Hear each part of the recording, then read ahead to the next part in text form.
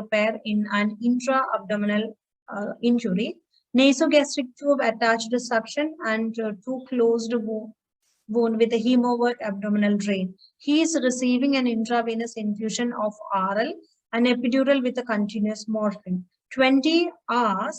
So this is the key.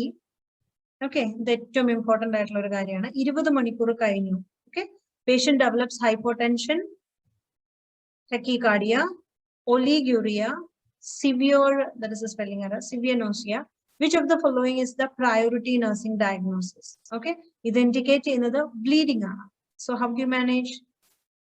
Management already കിട്ടുന്നുണ്ട്. നമ്മളോട് ചോദിച്ചിരിക്കുന്നത് ഏറ്റവും ആദ്യത്തെ nursing diagnosis എന്താണ്? Priority nursing diagnosis എന്താണ്? Fluid volume deficit. Clear?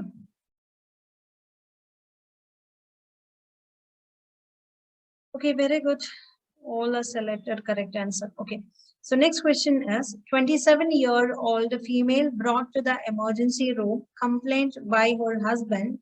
She described that she had marked weight loss with episode of emesis in the past 3 months. She is diagnosed as having anorexia. Okay, anorexia, and she is reported feeling febrile but had not measured her temperature. Her WBC is okay. And which of the following is most likely describe her diagnosis criteria for her anorexia? What is anorexia? Anorexia nervosa ennu parayunnathu, it is an eating disorder. Because of fear of gaining weight, vannam vekkum enna pedi ulladhukonde the patient will not eat food. Okay, eating disorder ne rendayitte divide cheyam. Rendu eating disorders aanullathu. If you want, you can just write bulimia nervosa,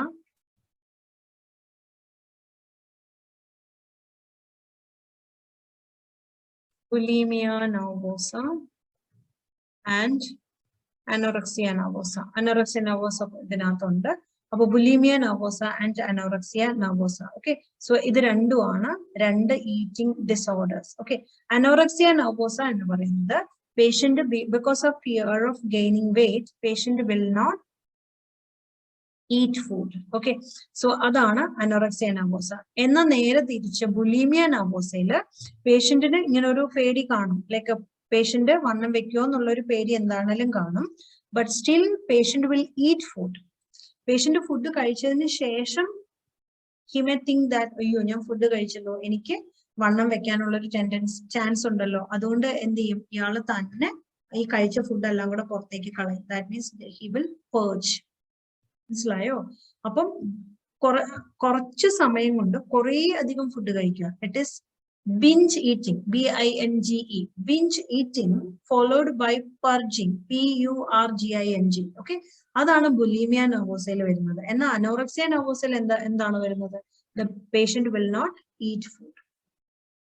Here, okay, so the answer is B. Okay, so any doubts?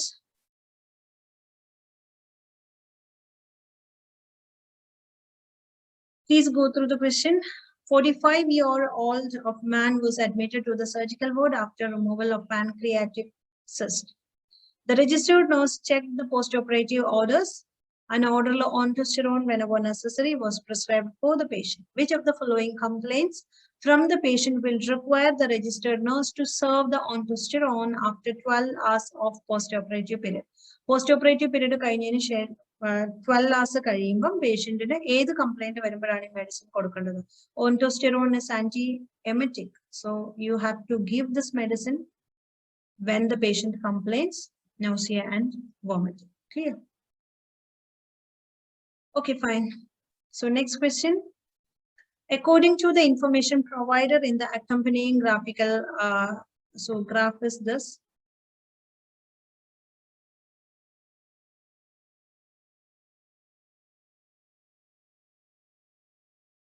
So this is the graph. So ഇവിടെ transverse colostomy ഏത് stool ആണ് വരുന്നതെന്നാണ് already നമ്മൾ കഴിഞ്ഞ ദിവസത്തെ ക്ലാസ്സിൽ പഠിച്ചായിരുന്നു. Ascending colostomy produces ഏത് stool ആണ്? Liquid stool. Transverse semi-solid or mushy. Descending produces solid, and this produces hard. Okay, ഒന്നുകൂടെ ഞാൻ പറയാം. ഇവിടെ watery, Okay, and here, so fluid phases. This is mushy or semi phase. This is solid hard stool on a sigmoid column. Okay, doubts under? Next question. Gastric suction can cause. Gastric suction always reduces the acid from the body. So acid in the alavu korayum. So acidic alavu korayum, it causes metabolic alkalosis. Okay, so it causes metabolic alkalosis. And see, diarrhea causes metabolic acidosis. Colostomy irrigation causes metabolic acidosis. Okay, and GI suction, vomiting causes metabolic alkalosis. All hypoventilatory cases, causes respiratory acidosis. So you have to just write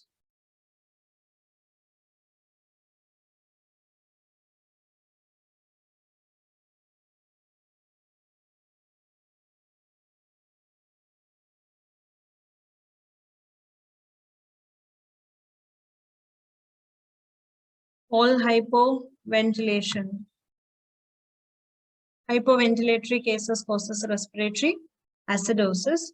All hyperventilatory cases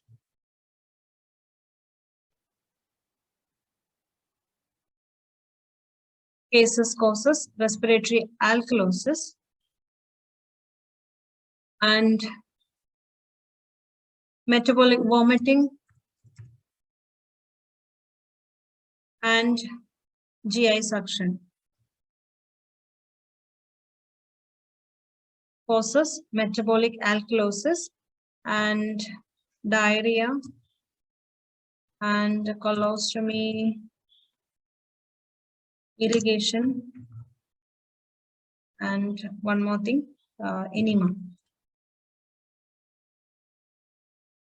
These things causes. Okay, so these are the causes. Okay, so please find out all of this.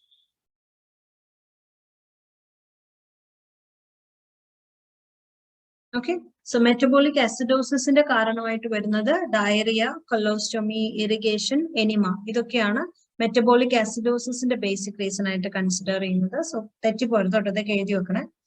Okay, and metabolic alkalosis lake lead ആവുന്നത് vomiting, GI suction, respiratory alkalosis ലേക്ക് lead ആവുന്നത് all hyperventilatory cases. Okay, so ഒന്നുകൂടെ ഞാൻ പറയാം, metabolic acidosis എന്ന് പറഞ്ഞാൽ ഇനി ഇതിനകത്ത് pH വാല്യൂസും കൂടെ ഞാനൊന്ന് പറഞ്ഞേക്കാം കേട്ടോ, അപ്പൊ നിങ്ങൾക്ക് ക്ലിയർ ആവും. Okay,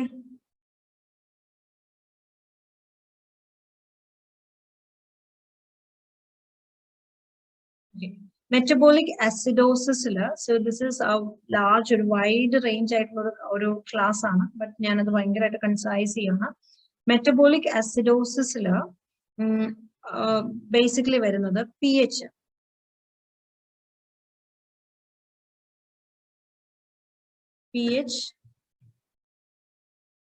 HCO3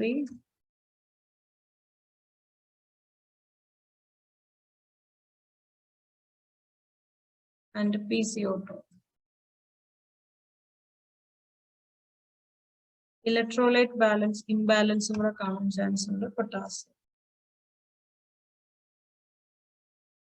Okay, I think you can also create this box.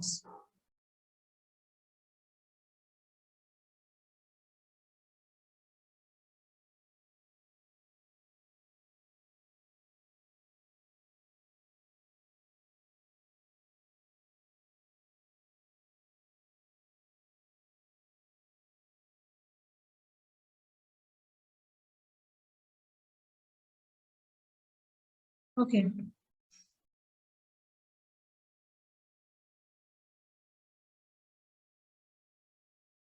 Metabolic acidosis and metabolic alkalosis ആണ് ഞാൻ പറയുന്നത്. Metabolic acidosis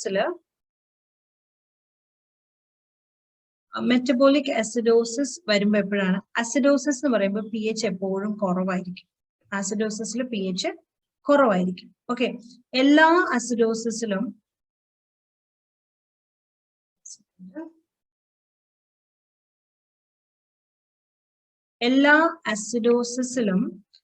പൊട്ടാസ്യം കൂടുതലും ആൽക്കലോസിസിൽ പൊട്ടാസ്യം കുറവുമായിരിക്കും.